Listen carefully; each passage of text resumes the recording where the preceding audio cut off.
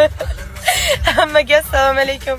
Xudo xolasa 23-dekabr kuni Jahongir Otajonov, G'aybulla Tursunov va Jasmin Bog'eram Palasda ajoyib yangi yil oqshomini o'tirish uchun konsert dasturini uyushtirish uchun Xorazmda xudo xolasa Bog'eram Palasda kelayotirlar. 23'inde men ham boraman, lekin qo'shiq aytish uchun emas, dam olish uchun. Akşam qizlarim podarka etmedim, уже bizning stolda joy qolmabdi. Lekin dim bor joylar, lekin dim oz. Murojaat etsangizlar, shu shakani profilini qoldiraman. Kelsangizlar shu kuni xudo xolsa sizlar dam olasiz. Men ham shu kun bir kun to'y olmayin. O'zima va qizlar bilan hazab dam olish uchun shu kunimni ochiq qoldirdim. Hazab konsertda o'ynab kelamiz birgalikda. Zo'r konsert bo'ladi. Dodingni aquralay, ko'zi quralay, ko'ramiz hali ahvol.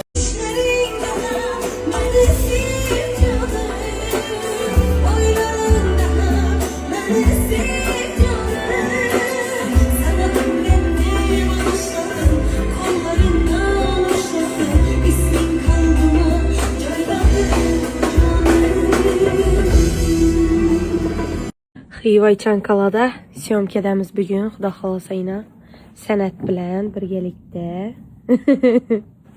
Yine meni eng yaxshi ko'rgan Çankala'daki dükkanım. Bizani qarindoshlarniki bu yine. Hamma narsa bor edi. Вообще xo'shiray. Eng qadimiy, ama qaranglar, yine eng qadimiylari shu o'zi haqiqiy Xorazmniki shu bo'lgan shu kiyimlar. Eng qadimiylari 120 yillik chopollar bor edi. Ipota esa benim stilim. Dumacık pota. Mamayski, Karranemski.